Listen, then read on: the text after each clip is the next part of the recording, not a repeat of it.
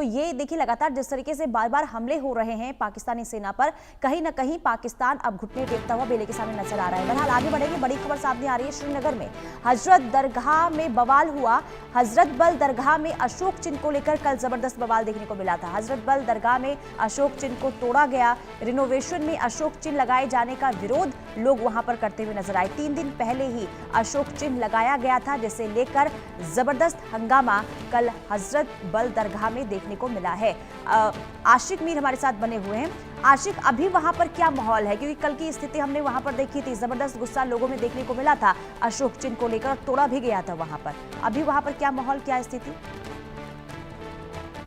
जिस तरह से कल ये इंसिडेंट हुआ है, जुमा नमाज के बाद जो लोग निकले तो वहां पर उन्होंने एक स्टोन देखी जहां पर एक अशोक चिन्ह भी लगा हुआ था, क्योंकि कुछ दिन पहले वहां पर कुछ डेवलपमेंटल वर्क्स की इनॉग्रेशन हुई थी और उसी के चलते जो वक्फ बोर्ड चेयरपर्सन दरक्षा अंद्राबी है उसकी तरफ से ये स्टोन लगाई गई थी और इस पर अशोक चिन्ह जो है वो भी लगा हुआ था। लेकिन लोगों ने कहीं ना कहीं इस अशोक चिन्ह को जो है अपने मजहब से जोड़कर जो है तोड़ा और उसके चलते अब फिलहाल पुलिस की तरफ से भी कार्रवाई की गई। हालांकि दरक्षा अंद्राबी की तरफ से उस समय भी एक प्रेस कॉन्फ्रेंस की गई जिसमें उन्होंने कहा कि वो देश के प्रधानमंत्री और गृह मंत्री से आगम करते हैं कि इस पर जो है कार्रवाई होनी चाहिए। जिस किसी ने भी इस तरह की हरकत की है उसके खिलाफ जो है संगीन कार्रवाई करनी चाहिए। फिलहाल उसके बाद जो है नेशनल कॉन्फ्रेंस की तरफ से भी बयान आए कि अशोक चिन्ह को लगाने की कोई जरूरत नहीं थी, क्योंकि ये एक रिलीजियस प्लेस है, वहां पर अशोक चिन्ह जो है इससे पहले भी नहीं लगा था।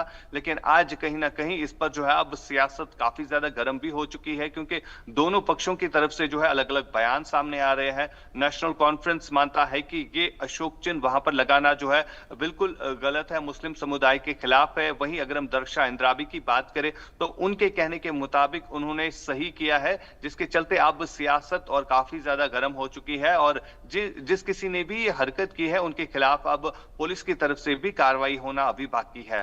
लेकिन आशिक, ये तो राष्ट्रीय चिन्ह है, अगर लगाया गया है दरगाह के अंदर राष्ट्रीय चिन्ह, आखिर इससे आपत्ति क्यों हो रही है?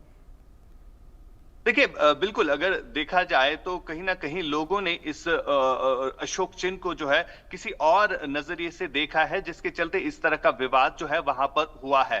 फिलहाल जहां पर अगर हम देखें तो एक बड़ी कंट्रोवर्सी जो है इस समय छिड़ गई है इस अशोक चिन्ह को तोड़ने के हवाले से, क्योंकि दरक्षा अंद्राबी का मानना है कि ये एक मिली जुली साजिश के तहत किया गया है।